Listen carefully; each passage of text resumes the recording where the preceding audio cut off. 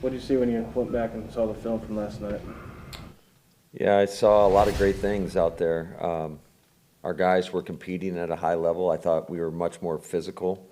There wasn't many mental errors. I think certainly there was some plays that we got beat on that they just, chalk it up to playing a good football team, really in all three phases. So, I was just really proud of our guys, the resiliency, the staying together. You could feel it on the sidelines, the energy, guys cheering for one another. I think that's so important. I think that's a big reason why we were able to, pull it out at the end of the game. How close was the kick to being blocked when you took a closer look at it? It was pretty close. I thought Bobby did as well as you could have done on the edge as well. I think just 27 for them just got a really good jump on the snap, and he made it close. We talk about all the time protecting from inside out. I think over the course of last season, I want to say there was something like only 4 kicks blocked from the perimeter. Most of it comes from internal pressure. So our guys were stout inside, and the guy got a really good jump on it, and thankfully he missed it. So and Mason, what a great job! Just really that whole operation, because our operation time was great as well. Hunter had a great snap. Bojo put it down clean, and then Mason came through with a big time kick. And the best part of that, obviously, him making it, but just seeing the guys' reactions after that, it definitely is something that puts a big smile on my face. How do you think Stokes held up playing every snap last night? Oh, I thought he competed and did a really nice job. I know he got dinged for the 2 PIs. I'll let you use your own judgment and write what you want to on those. But yeah, I thought he did an outstanding job. Hey Matt, with obviously Yash stepping in the way he did, when you review the film, what did you think of how he looked? And also, what is that process like to actually formulate your game plan, knowing that you're going to have to give him some help at times, but also giving him those opportunities as well, to occasionally just go one-on-one with Bosa? Yeah, it's a fine line. You got to make sure that, you got to give anybody help. I think in that situation, especially with their front across the board, is really, really good. And it just gives them something to think about every now and again when you have, whether it's a running back or a tight end in those chip positions. I think that both Bobby and Aaron Jones did an outstanding job, chipping those ends. I think Bobby put Bosa on the ground a couple times. He played really, really physical, used his hands well, and did a lot of dirty work that doesn't necessarily show up on the stat sheet. And so certainly he had an outstanding game. But I thought overall our offensive line, Yash in particular, I took him a second, I'd say, to settle in. But we were getting the ball out early, very quickly, and once he settled in, I thought he did a really nice job. Another example of you never know what play can kind of swing momentum. What happened on the kick cover, and how disappointing was it that your D was playing so well and then suddenly put into a tough spot? Yeah, no, that was certainly disappointing, because you look at the other covers we had. I think we definitely had 2 tackles inside the 20 on the other 2. Lane integrity. You get one guy out of place, and then you need somebody else to cover up for him. And when that doesn't happen, it opens up a big hole, and that's what happened on that kickoff return. And I'm drawing a blank on the returner's name right now, number 49, but he hit it now, and that guy's got great speed. But it was great execution by the Niners there, and we gotta be better with our, like I said, our lane integrity. And I gotta give Alan Lazard a lot of props. He went right to Mo after that and said, "Hey, that's not going to happen again. I want in on the kickoff coverage unit." And you see Alan, busting his butt, and he's the first one down every time. And so I think that speaks volumes of just what type of team player Alan Lazard's all about. Seemed like you had two options at left tackle. One was obviously Yosh, and then you could have moved Billy over to left and had Dennis at right. What led you to having Yosh at left tackle instead of going the other way? Well, in the case that there was an outside chance that Elton could go,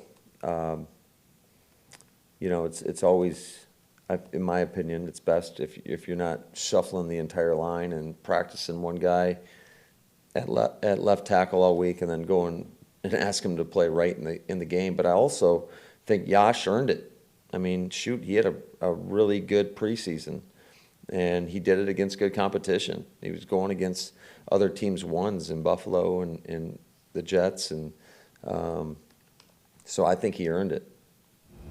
Matt, with those young guys up front, Yosh has the face mask penalty early. Josh had the mistimed snap on the fourth down. What does it say about those guys that they make a mistake in a tough situation like that, but they didn't seem to get like bothered by it, or it didn't really throw them off kilter? Yeah, that speaks to the resiliency, the don't flinch mentality that we try to talk about quite a bit, and those guys did a great job. And that's part of the game of football. No matter what position you play, there's going to be moments where it doesn't go your way, and you got to be able to rebound and move on to the next play. And really, both good and bad. For somebody that wasn't even in camp really for most of the offseason program with Campbell, what have you thought of just how he sort of settled in with your defense, and now even as the communicator now with Joe's defense? Yeah, Dre's done an outstanding job, and it's getting better and better each and every week. And I think just the whole operation there, Joe getting the calls in a little bit quicker, I think that helps our guys as well.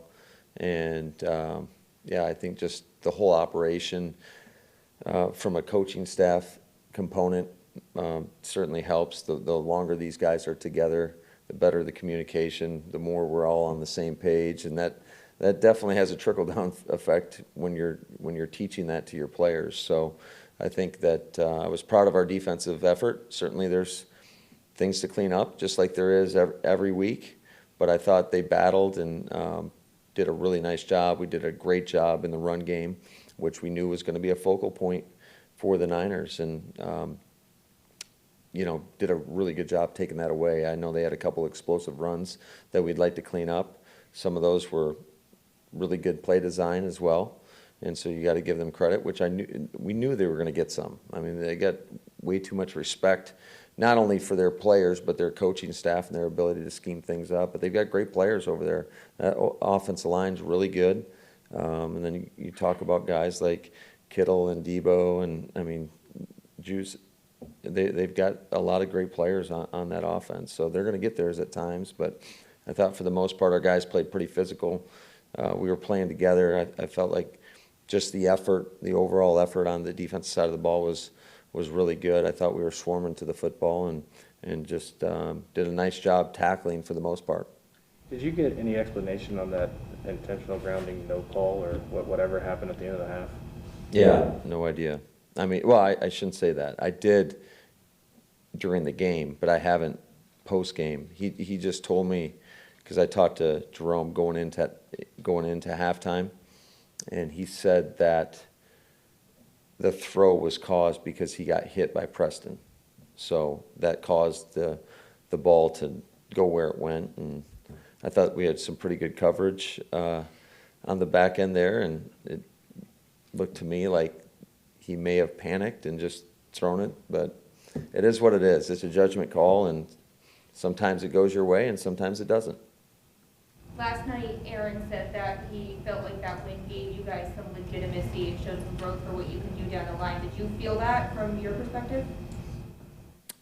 Yeah, absolutely. I think it's a confidence booster. Anytime you go into a team that is one of the premier teams in this league, into a hostile environment that had a playoff-type atmosphere. It was a team that's 2-0 in their home opener. I thought the fans were really into the game. I think that definitely gives you confidence, but ultimately you got to go back to work, and we know we have a great team coming in here, a team that's going to be really hungry. I know they haven't started necessarily the way that they've wanted to, but I've got so much respect for Mike Tomlin and just what he's been able to accomplish through the course of his coaching career. No matter who's in there, player-wise, they produce, and they are as consistent as it gets. So we'll have our work cut out for us, and we're going to have a great week of preparation in order to defeat the Steelers. As far as that goes, how does getting back when you did, 5 a.m., how does that affect what you're due this week? Is it going to be a different schedule for you guys? Well, yeah, it certainly affected what we did Monday and Tuesday. We're giving the guys off. They got to come in and just get a flush in terms of a workout, try to work out some of the soreness, and then we'll be back to it on Wednesday, and we'll have a modified Wednesday in terms of you always want to kind of review the game tape because there's so much to learn from each experience out there, and so we'll use a little bit of a little portion of Wednesday morning to go over the game tape, and then we'll flip the script and move on to Pittsburgh. And as far as how we structure practice, it's probably going to be a little bit more of a neck up type of day where it's more jog through type activity as opposed to, our team 11 on 11 full go. All right, let's go to Zoom. Sarah, go ahead. We have 3, Aaron Nagler. Coach, it looked like, and I'm sure you'll correct me if I'm wrong, it looked like you guys utilized a lot more man/angle blocking in the run game. I mean, you guys are obviously never going to get away completely from zone, but was that particularly because of the defense you were facing, the front you were facing, or was that partly a product of playing so many young guys across your offensive line, you wanted to let them fire off the ball? Yeah, I think it's certainly, you always take into account what the opposition is doing. But yeah, we implemented some bounce schemes and just as a change up because we really haven't done that, and we thought there were some opportunities to potentially try to just mess with the defensive ends, so to speak, just the way they come off the football. So we're always trying to. You want to keep the defense off balance in really every phase, but certainly in the run game, that's an important part to our offense. And when we can stay with the run and be consistent with it and get those rushing attempts in, I think it just opens up so much more in your passing game, whether it's coming off the play passes or maybe even just slowing down the rush a little bit. Steve McGarty.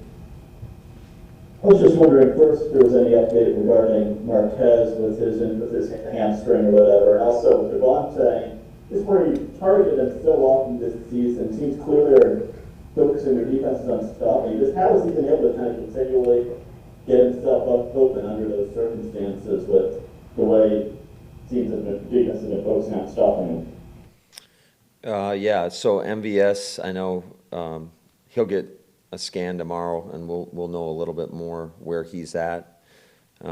Certainly, anytime you're dealing with a soft tissue injury, you want to be cautious with that because you don't want it to turn into a long-term deal.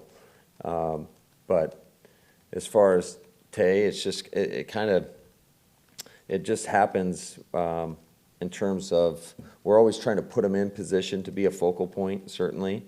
And it's just whether or not the opportunities present themselves.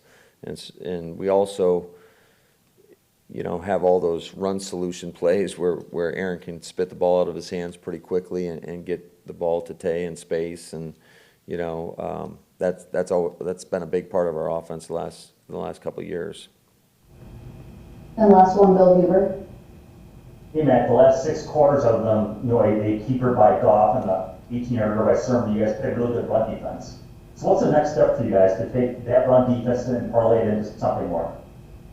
Yeah, it's every week, right? It's the consistency that we talk about, and it's guys playing with great technique, fundamentals, playing physical, playing together. The all-11 mentality, everybody doing their responsibility. I think that's what great run defense is all about. When you get all those guys doing that, setting edges is always an important part of our run defense, and then just having everybody swarming to the football. And I thought our guys did a great job against a team that we knew was going to come out and try to establish the run no matter who they had back there.